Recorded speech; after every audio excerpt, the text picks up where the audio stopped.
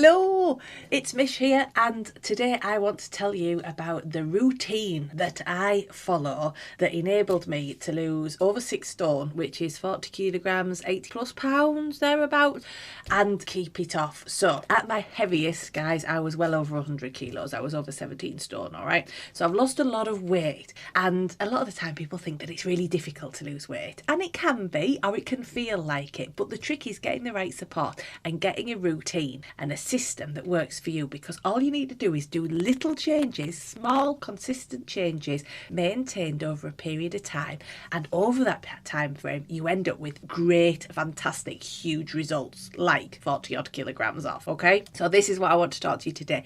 What is my routine? Because it works for me, and who knows, it might work for you, eh? Okay, now the trick to this, and the trick to something, is you've got to make it sustainable. All right, so you will not be finding in amongst this conversation that I do anything that I hate. I certainly don't do hours and hours of cardio. That's no fun for anybody. I don't eat food I don't like. I only eat food that I love, okay? And I certainly don't do any of these crazy faddy things like drinking vinegar for fun, because it's not fun, or taking tablets. It's all just food and doing things that I enjoy. So let's get stuck into it, okay? The first thing that I did in changing my routine and helping me lose all my weight, right, was nailing my mornings. Now, I have always been, or had always been, a die-hard night owl. I was not a morning person at all, but a game changer for me was starting my day a little bit earlier. Now, the way that I started to feel better about that was just to reframe it in my mind and start to look at it as my time. I was living in a house with 3 children, a husband, some dogs, you know, very, very busy. I worked full time, all of this. It was a very busy house, okay? And actually, for me, getting up like an hour and a half before everybody else, bliss, an hour of me time, and seeing that time as me time really helped me to feel good about it, and it made that change sustainable. Okay, what do I do in that hour and a half of time? I always do 10 minutes of yoga. When I get up in the morning, I feel crunchy is probably the best word to describe how my joints feel first thing in the morning. So I do 10 minutes of yoga because it just kind of lubes me up a bit. Okay, it means I don't walk downstairs like a crab if I've done me yoga. The other thing that I do in that hour and a half of me time is things that I enjoy doing, a little bit of self-care. And for me, that is... Oh, I've forgotten what it is. What about... Oh, yeah, that's right. The other thing that I do in that morning, okay, that first hour, after I've done my yoga, I neck my first bottle of water. Now, I know that if I drink water regularly through the day, it stops me from snacking as much. It fills me up and it keeps me hydrated. And, you know, I'm over 50 now. I've got to look after the old skin and everything, yeah? So I start off early, though, because I've also had 3 children. And I find that if I start drinking the most of my water in the mornings, it means I'm up a few less times for a wee through the night, all right? So that's the other part of my morning, is look after my skin, look after my body by necking a bottle of water, okay? So that's the second thing. And the third thing that I do in my morning routine is I journal. I journal every morning now. Sometimes it's only a couple of minutes, sometimes it's a load of writing, but it gets all the random stuff out of my brain and onto paper. Sometimes it's about writing a to-do list for the day. Sometimes it's about having a little general whinge about things. Sometimes I just write 3 things that I need to be 3 things that I think of to be grateful for, because that sets me up in a positive day, sort of a positive frame of mind for the day. It really, really varies what I do in my journaling, okay? But that is my morning routine. Nailing the morning routine that works for you is fantastic, okay? Mm-hmm. The second thing that I needed to get to grips with in order to sort of sort out a routine that worked for me was getting my head around nutrition, getting my head around food.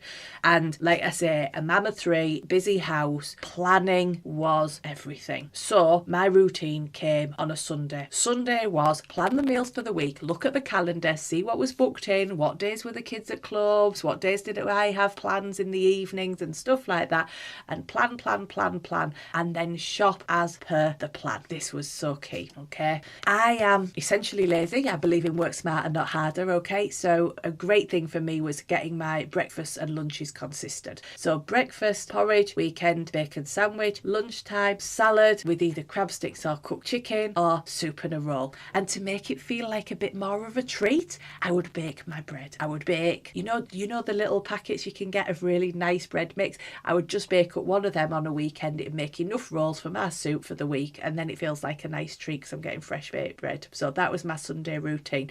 Plan my meals for the week, book in the online shop as per the list, because honestly that is a game changer as well. And also do a bit of batch cooking. So do a little bit of batch cooking as well. So for me it was making bread to go with my soup. So that way every breakfast was sorted, every lunch was sorted, and I knew exactly what I was having for my evening meals every night of the week. And that was so helpful when you're really busy. Oopsie, let me scroll. The other part of the day-to-day routine was 3 bottles of these. So 1 in the morning, always 1 in the morning before I get out of bed, and while I'm doing my yoga. And then I would fill up, I had 2 more, and I still do, and I fill up the other 2, and I know that by the end of the day I've got to have done all 3 of them, okay? Because then I know I've had over 2 litres of water. So that's part of the other sort of planning thing, was drink the first bottle of water, refill that, and fill another one, and then know that they've both got to be gone before I go to bed. Preferably before tea time, as I mentioned before, so it's not up all night having a wee. The evening meals, I would plan them on a Sunday. I would do the shopping, supermarket shop, order online. That was great for me because I eat with my eyes, and if I actually was going to the supermarket, it'd be, oh, that looks nice, oh, that looks nice, and I'd drift off. On the online shop, it's so much easier just to look at your list and do it. Search for tomatoes, add to basket, search for bananas, add to basket, search for whatever, add to basket. It kept me much more focused rather than going, ooh, around the shop, okay? And it saves my time as well. I'm a busy person with a full-time job and kids and stuff. I don't want to be fannying around going around the shop. So yeah, it makes life easier. The other thing for the day-to-day and the planning thing for every day was to never go hungry. Never go more than a couple of hours without eating. When I lost all my weight, people used to say, you must eat nothing. I'd be like, no, I eat 6 times a day, mate. Like 6 times a day. I have breakfast, I have a mid-morning snack, I have lunchtime, I have a mid-afternoon snack, I have my tea, and I have a supper every time. And part of the planning was planning them in as well. Planning in my snacks and buying the food I needed for them. Snacks. Some people like boiled eggs. I don't like them. I can't deal with the texture of egg white. It just makes me feel anyway. So things that I do like, I like date bites, but I don't always make them because they do require effort to make, and again, timing. If I don't have the time, crab sticks are marvellous. Love them. The little fish sticks, dip them in vinegar. They're fabulous for a quick snack. Cooked chicken. I often buy a load of chicken that I'm going to have for my main meals, but I buy a second one as well and just boil it all up in some stock or in the slow cooker, and then shred it and portion it up into little Tupperwares. Again, this is a Sunday job, and then I've always got cooked chicken that I can just go to and eat, and it's a damn sight cheaper to do that than it is to buy this ready cooked chicken like the refrigerator stuff. Honestly, do it yourself. So it doesn't take long. You shove it in a slow cooker at the weekend and then portion it up, and that's you for the week. It's great. Other things I like to bake as snacks: blueberry muffins. I love a blueberry muffin, and banana bread. I've got some great recipes for banana bread. So I make those, and then again just slice them up and they're all there ready. You can just go and get one whenever you feel peckish. So snacks are key as part of the planning. Don't allow yourself to go hungry, because when you go hungry, that's when I'm saying when you might have better willpower than me, but when I go, oh, and I go rooting, yeah, so we don't want that. Now, some of the stuff that I'm saying to you here, guys, is also in these fat loss trainings, all right? So there is some fat loss training that you can totally get sent over to you. Just click and get it sent, all right? So if you're thinking, I'm never going to remember all this, get this stuff sent over to you. It'll help you to remember. But yeah, morning routine and planning and getting my head around nutrition. Those were the first 2 things. Scrolling. The third thing that I had to get my head around, the third part of my routine, was moving more, okay? Just working out a way to move more and how that was going to fit into my day. Yeah. So I wanted to increase my steps, but I work in a job where I sit all day at a computer. All right. So that was always going to be tricky. And it took quite a while to fathom out how I could get that into my routine. So it became a case of, right, when I walk to the toilet, take lots of little steps. When I boil the kettle, march on the spot. Okay. Little things like this. The other thing, go out for a walk. Go out for a walk at lunchtime, because I knew I was having my soup and my roll, which is dead easy, and it only takes like 3 minutes to zap soup in the microwave, and the rolls were already made from the Sunday. That basically meant that my eating time in my 30-minute lunch was 5 minutes, yeah? So I could totally go for a 20-minute walk as well in my lunch break, because I'd worked a plan for my dinners, okay? So that really helped me as well. Evenings, walking on the spot whilst watching Pointless. I do love a bit of Pointless. I did cut out some of the more meaningless scrolling and telly watching. But again, if you do want to watch something on the telly, I used to stand and hula hoop and watch telly. I can't in this house, it's too small, but in my old house, I used to stand and hula hoop whilst watching telly, because you actually get steps doing this because your arms are moving. So yeah. Oh, and if you can't hula hoop, get a bigger hoop. Honestly, it sounds ridiculous, but the bigger the hoop, the easier it is to hula hoop. But yeah, anyway. Yes, so that's how I increase my steps. But then, exercise as well. Honestly, find stuff that you enjoy doing. That's the trick to moving more, is to do stuff that you enjoy. Nobody does stuff that makes them miserable, let's face it.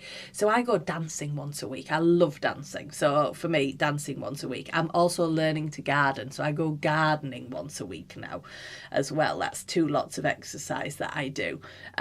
You never say never. If you'd have said to me a little while ago, you'll also be running and you'll also be weight training, I'd have said, don't be ridiculous. But I actually really enjoy both of those things now, okay? And resistance training as we get older, a little bit of lifting something with a bit of weight behind it, or moving our body, using our body weight, so important for the bones, guys. It really is. But anyway, I digress. So last things last, okay? Evening routine, bedtime routine. So we've kind of had the morning routine, we've got the plan through the day for nutrition and for moving, and then it's about getting yourself some decent sleep. Decent sleep is so important. Now, this is something that for me, I've never struggled with. I love my sleep. My mother always told me, you're either cold, tired, hungry, or a combination of the 3, and she's not wrong. Tired is used to be a go-to setting, to be honest with you. So sleep's something I've never struggled with. But what else do I do on my nighttime routine? Well, I fill up the bottle of water and put it at the side of the bed so it's there ready for the morning. If I'm going to be going out for a run or going to the gym or something in the morning, I get my exercise clothes out when I put them to bed and stick them at the side of the bed. I write in my journal and I put anything in that needs to come out of my brain to get it brain dumped on paper so that I can deal with it tomorrow, or just to stop me from ruminating about it. I'll even put little notes in there for the following day. If I've thought, I must remember so-and-so tomorrow, that goes in the journal as well, because when I look at my journal in the morning, it's all there as a prompt. Yeah, that's my little nighttime routine, guys, and it works for me. Also, if ever I do have trouble getting over to sleep, honestly, guided meditations on YouTube, I find them really boring, and so they send me asleep in no time. So I'm sure that's not what they're supposed to do, but they just bore me. They bore me to sleep, so that works. So read something boring, maybe. That works for me anyway, in terms of getting good sleep hygiene and getting off to sleep.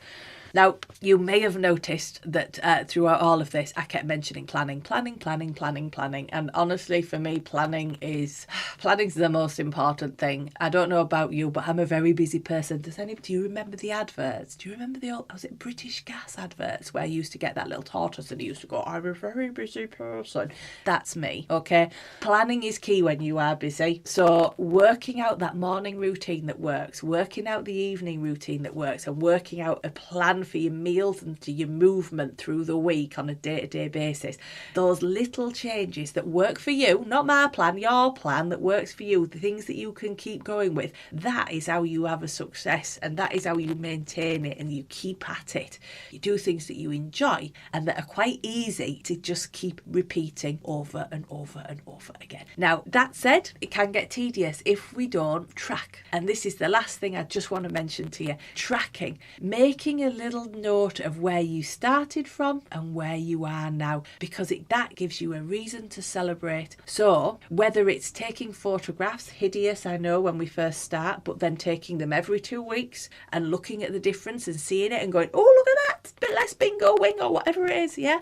Whether it's doing measurements in terms of weight loss, whether it's noticing that you ran for 3 whole minutes today, and then like in 2 months' time noticing that you were able to run for 5 whole minutes, yeah? Whether it's noticing that you've gone from doing sitting up and down off your chair to doing an actual like proper squat, whether it's the fact that you started off doing bicep curls with 2 tins of beans out of the cupboards, but now you've actually had to go out and buy yourself some 1 kilogram weights. I mean, all of these things, if you make a note of where you started, and you can use your journal for this, then make a note of when things get better or progress, or you're moving, like, you know, then make a note of when things improve and when you make changes and when you notice, oh, do you know what, that skirt that used to be a bit tight is a little bit loose today. Make a note of that, and don't just make a note of it, guys. Celebrate it. Tell somebody, go, guess what?